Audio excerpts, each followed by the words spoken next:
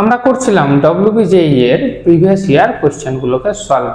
এর আগে অলরেডি আমরা 3টে ভিডিও আপলোড করেছি, যেখানে প্রিভিয়াস ইয়ার কোশ্চেনের প্রায় 14-15টা প্রবলেম কিন্তু আমরা সলভ অলরেডি করে ফেলেছি।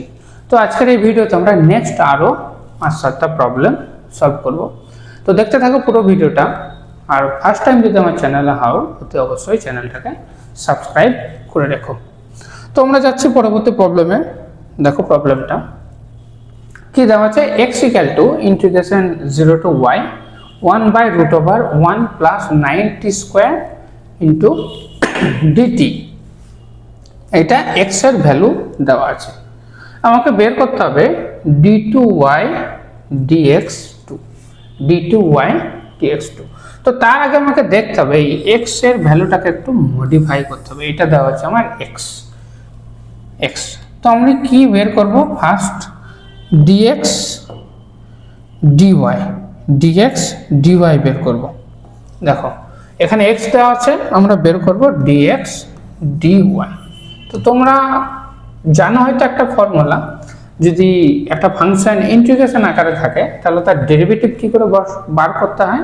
ডেরিভেটিভ বার করার রুলস হলো, এখানে যে ভিতরে যে ফাংশনটা দেওয়া আছে সেখানে যে ভেরিয়েবলটা দেওয়া আছে তার জায়গাতে একবার আপার লিমিট বসাবে আর আপার লিমিটের ডেরিভেটিভ বসাবে, মাইনাস একবার লোয়ার লিমিট বসাবে ইনটু লোয়ার লিমিটের ডেরিভেটিভ বসাবে, তাহলে তুমি এর ডেরিভেটিভটা পেয়ে যাবে। বোঝা গেছে? যদি এটা ইন্টিগ্রেশন থাকে সেক্ষেত্রে। তাহলে আমি যদি সেটাই করি তাহলে 1/√1 + 9y², এটা আমি আপার লিমিটটা বসালাম t এর জায়গায়, ইনটু y এর ডেরিভেটিভ একটা নেব 1, মাইনাস এখানে যদি আমি লোয়ার লিমিটটা বসাই দেখো নিচে চলে আসবে 1/1 এবং 0 ডেরিভেটিভ হবে 0, তার মানে এটা গেল 0। এটা পেলাম আমরা dx/dy। এটাকে যদি আমরা একটু মডিফাই করি তাহলে কি পাবো, dy/dx এটা পাবো √1 + 9y²। তাহলে এখান থেকে আমরা ইজিলি d2y/dx2 বার করতে পারবো। d2y/dx2 এটা কত হবে তোমরা বলো, কত হবে 1/√1 + 9y², 1/√1 + 9y²। যেহেতু এটা রুট মান হলো হাফ, তাহলে হাফ -1 মানে -1/2, এখানে গেল তাহলে 1/√, এটা গেল, আর -1/2 জন্য একটা -1/, ডেরিভেটিভে কি হয়,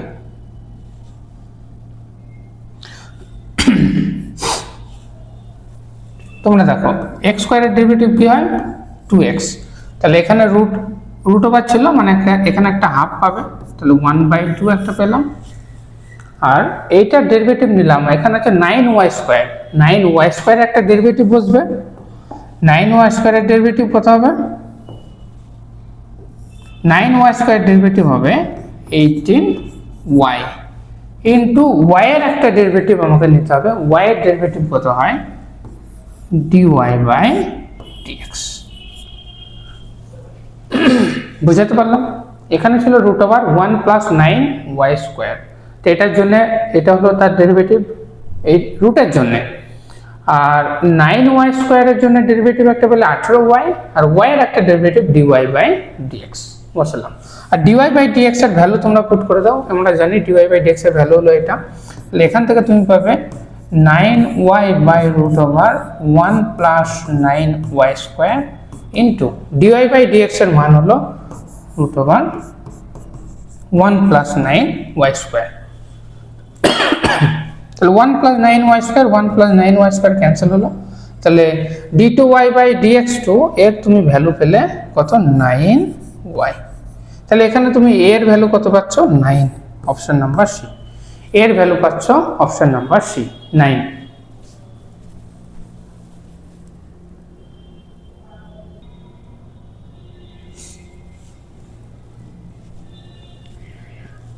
আমাদের নেক্সট প্রবলেম দেখো, আশা করি বোঝাতে পেরেছি এই প্রবলেমটা। এটা দেওয়া আছে integration -1 to 1 x cube plus mod x plus 1 by x square plus 2 mod x plus 1 into dx। এটাকে আমরা দুই ভাগে ভাগ করতে পারি, -1 to 1 একটা দিলাম x কিউব বাই এইটা কত তোমরা বলো তো, x square plus 2 mod x plus 1, এটা কি এটা নয়, mod x plus 1 whole square, হ্যাঁ কি না? তাহলে আমরা কি করলাম, একবার x কিউব বাই টোটালটাকে নিলাম, একবার mod x প্লাস 1 বাই টোটালটাকে নেব, তো দুটো পার্টে ভাগ করব, একবার এটা লিখবো, একবার লিখবো -1 to 1 mod x plus 1 by mod x plus 1 তার হোল স্কোয়ার dx। এবার একটু খুব ভালো করে দেখো,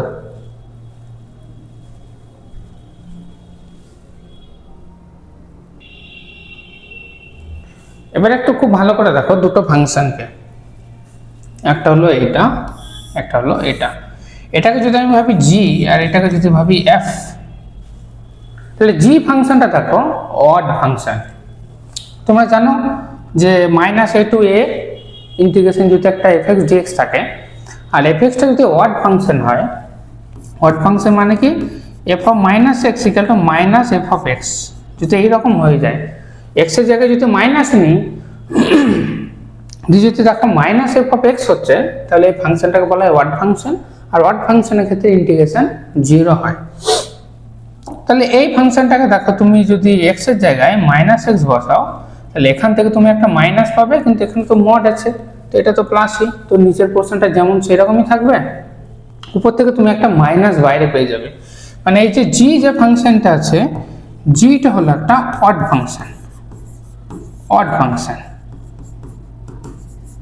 কিন্তু এফটার কথা ভাবো, এফ এর জায়গাতে যদি তুমি এক্স এর জায়গায় -x বসাও, দুই জায়গাতে মড থাকার জন্য এখানে কোনো চেঞ্জ হবে না, তাহলে এফটা হলো একটা ইভেন ফাংশন।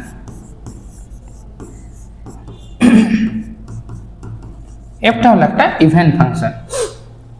অড ফাংশনের ইন্টিগ্রেশন 0 হয়, তাহলে এই পার্টটার ইন্টিগ্রেশন হবে 0, আর এই পার্টটার ইন্টিগ্রেশন কি হবে, যদি ইভেন ফাংশন হয় সেক্ষেত্রে ইন্টিগ্রেশন হয়ে যায় 2 into integration 0 to 1 mod x plus 1 by mod x plus 1 whole square dx। 2 into হয়ে যায় 0 to 1, -1 to 1 থাকলে যদি ইভেন ফাংশন হয় তাহলে 2 ইন্টু হয়ে যায়। এবার দেখো তাহলে এটা কত হবে, 2 ইন্টু ইন্টিগ্রেশন 0 to 1, দেখো এইটা এখানে আছে mod x plus 1, এখানে আছে mod x plus 1 তার হোল স্কোয়ার, তো এটা কত হবে 1 বাই mod x plus 1, আর একটা কেটে গেল, একটা mod x plus 1 কেটে গেল, যেহেতু লিমিটটা আছে 0 to 1, তাহলে mod x নেওয়ার কোনো দরকার নেই, এটা সিম্পল x plus 1, কারণ লিমিটটা যেহেতু পজিটিভ। তাহলে 2 ইন্টু ইন্টিগ্রেশন 0 to 1, এটা কি হয়ে যাবে 1 বাই x plus 1 dx। আর তোমরা জানো এটার ইন্টিগ্রেশন কি হয়, এটা ইন্টিগ্রেশন হয় log x plus 1। তাহলে এটা তোমার হবে 2 log x plus 1, আর যেখানে ইন্টিগ্রেশন হলো 0 to 1। তাহলে তুমি অ্যান্সার কত পাচ্ছ, 2 log 2 minus log 1, log 1 মানে হয়ে গেল 0, মানে 2 log 2, এটা হলো অ্যান্সার। এটা হলো অ্যান্সার 2 log 2। আশা করছি এই প্রবলেমটা বোঝাতে পারলাম, খুব সুন্দর প্রবলেম। এইরকম টাইপের প্রবলেম কিন্তু WBJEE তে প্রায়শই আসে, তো দেখে না একটু ভালো করে এই প্রবলেমটা।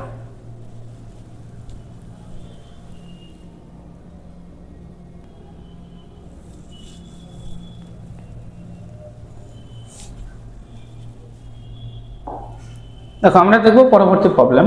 এ function is defined by f of x equal to 2 plus x minus 1 to the power 2 by 3, এটা দেওয়া আছে। তো আমাকে অ্যান্সার চাইছে f is not differentiable in 0,2, f is continuous on 0,2, f of 0 equal to f of 2, and Rolle's theorem is applicable on 0,2। তো এখানে যেটা missing আছে সেটা হলো কোন স্টেটমেন্টটা ফলস, তোমাকে সেটা লিখতে হবে। হুইচ স্টেটমেন্ট ইজ ফলস, সেটা জানতে চাইলো। এবিসিডির মধ্যে কোন স্টেটমেন্টটা ফলস। তোমার ফাংশনটা কি দেওয়া আছে, F of x equal to 2 plus x minus 1 to the পাওয়ার 2/3। তোমাকে চেক করতে হবে এগুলো। তো আমি ফার্স্ট চেক করে নিই এই যে ফাংশন যেটা দেওয়া আছে সেটা 1 পয়েন্টে ডিফারেন্সিবল হবে কিনা, 1 পয়েন্টে ডিফারেন্সিবল হবে কিনা।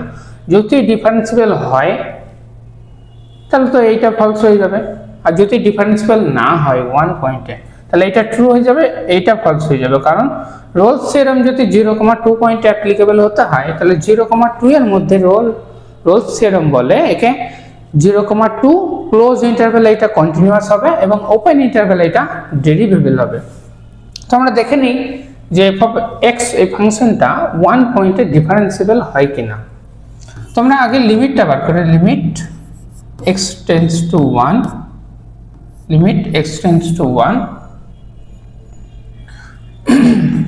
কি হয়, F of X minus F of 1 by X minus 1। এটা হয় তোমাদের ডেফিনেশন।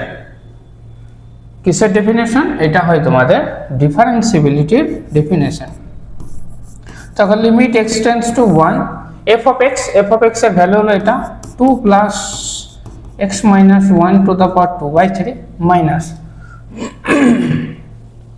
f of 1 বসাতে হবে, অর্থাৎ x এর জায়গায় যদি 1 বসাই তাহলে এটা হবে 0, তাহলে তুমি এখানে পাবে 2 বাই x minus 1, অর্থাৎ কত পেলে, limit x tends to 1, 2 cancel out, তাহলে উপরে পাবে x minus 1 to the power 2/3 আর নিচে পাবে x minus 1। তাহলে এটা আলটিমেটলি কত হবে, limit x tends to 1, limit x tends to 1 আর নিচে হলো 1 by x minus 1 to the power 1/3, 1/3, কারণ এটা ছিল 2 এর 3 আর এর পাওয়ার আছে 1, তাহলে 1 মাইনাস 2/3 মানে হলো 1/3। এখানে তুমি যদি x এর জায়গায় 1 বসাও তাহলে সামথিং বাই 0 ইনফিনিটি, অর্থাৎ does not exist, differentiability exist করে না। তার মানে তো এই স্টেটমেন্টটা ঠিক, f is not differentiable in 0,2। তাহলে ফলস কোনটা, এই যে রোলস থিওরেম অ্যাপ্লিকেবল, এখানে ডি অপশনে বলে রোলস থিওরেম অ্যাপ্লিকেবল হবে 0,2 তে, এটা হলো ফলস, কারণ এটা রোলস থিওরেম অ্যাপ্লিকেবল হবে না। যদি এই ইন্টারভ্যালে যদি ডেরিভেটিভ এক্সিস্ট না করে তাহলে রোলস থিওরেম হবে কি করে অ্যাপ্লাই, তাহলে রোলস থিওরেম অ্যাপ্লিকেবল নয় এখানে। এটা হলো তোমাদের false. Which statement is false, তাহলে এটা হলো ফলস স্টেটমেন্ট। এখানে বলা ছিল অ্যাপ্লিকেবল হবে কিন্তু অ্যাকচুয়ালিতে হলো না। আশা করছি বোঝাতে পারলাম। এইরকম টাইপের প্রবলেম কিন্তু আসে, একটা ডিফারেন্সিবিলিটি, কন্টিনিউইটি এবং রোলস থিওরেমের উপর প্রবলেম কিন্তু একটা আসে। দেখো আমাদের নেক্সট প্রবলেম কি বলছে, যে এফএক্স হলো একটা second degree polynomial if f of 1 equal to f of minus 1 and pqr in ap, pqr টা আছে ap তে, then f dash p, f dash q এবং f dash star এরা কিসে আছে, ap তে আছে, gp তে আছে, hp তে আছে, and neither ap nor gp nor hp, কোনটা কারেক্ট। তো পলিনোমিয়ালটার ব্যাপারে কি বললো, f of x এটা হলো একটা সেকেন্ড ডিগ্রি পলিনোমিয়াল, আর তার কন্ডিশন কি না f of 1 equal to f of minus 1, এটা যেন স্যাটিসফাই করে। f of 1 এর ভ্যালু যা হবে f of minus 1 এর ভ্যালু তাই আমি ধরে নিলাম, তাহলে এরকম একটা সেকেন্ড ডিগ্রি পলিনোমিয়াল দেখো x স্কয়ার ধরলাম। এগুলো তোমাকে একটু কায়দা করে ধরতে হবে। যদি x স্কয়ার হয় এখানে দেখো f of 1 এর মানও 1, f of minus 1 এর মানও 1, তাহলে এখানে তুমি পাবে f dash x, এটা কত পাবে 2x, f dash x পাবে 2x। এখানে একটা কন্ডিশন বলা আছে pqr এরা ap তে আছে, pqr যদি ap তে থাকে তাহলে তোমরা জানো p plus r equal to হয় 2q, এটা হলো এপির কন্ডিশন, ফার্স্টটা আর থার্ডটা যোগফল হয় সেখানটা দ্বিগুণের সাথে সমান। এটা হলো তোমার এপি এর কন্ডিশন। আমাকে দেখতে হবে যে F dash P, F dash Q এবং এফ ড্যাশ আর এরা কিসে আছে, এরা কিসে আছে। তার মানে F dash P, F dash Q, F dash R এদের মানগুলো কি কি হয়, এফ ড্যাশ পি এখানে এক্স এর জায়গায় যদি পি বসায় তাহলে 2p 2q আর 2r। এটা হলো এফ ড্যাশ পি, এটা হলো এফ ড্যাশ কিউ, এটা হলো এফ ড্যাশ আর। এখন চেক করবো এরা কিসে আছে। আমি চেক করে নিই এপি তে থাকবে কিনা, এপি তে থাকবে কিনা, এরা তিনজনে এপি তে থাকবে কিনা। তো আমি এখান থেকে আসছি দেখো, এইটা থেকে আসছি দেখো, p plus R equal to 2q। আমি কি করলাম, বোথ সাইড 2 দিয়ে গুণ করলাম, তাহলে 2p plus 2r equal to 4q। দেখো তুমি এই কন্ডিশন থেকে পেয়ে যাচ্ছ, যদি বোথ সাইড 2 দিয়ে গুণ করি তাহলে 2p plus 2r equal to 4q। 2p মানে হলো f ড্যাশ p ভ্যালু আসায়, প্লাস 2r টা হলো f dash r equal to 4q। 4q মানে হলো 2 ইনটু f ড্যাশ q। তাহলে দেখো f dash p, f dash q আর f ড্যাশ r এপি এর কন্ডিশনকে স্যাটিসফাই করলো। এপি এর কন্ডিশনটা কি হয়, first plus third equal to 2 into middle একটা, দেখো স্যাটিসফাই করে গেল পুরোপুরি। তার মানে কি F dash P, F dash Q এবং এফ ড্যাশ আর এরা তিনজনে এপি তে আছে। খুব সুন্দর প্রবলেম। আশা করছি এই প্রবলেম চারটাকে তোমাদেরকে খুব সুন্দরভাবে বোঝাতে পারলাম। যদি কোনো প্রবলেমে কোনো সমস্যা থাকে অতি অবশ্যই আমাকে কমেন্ট করো, কমেন্টে জানিও কোন প্রবলেমটা তোমার সব থেকে বেশি ভালো লাগলো, কোন প্রবলেমটা তোমার সব থেকে বেশি ভালো লাগলো।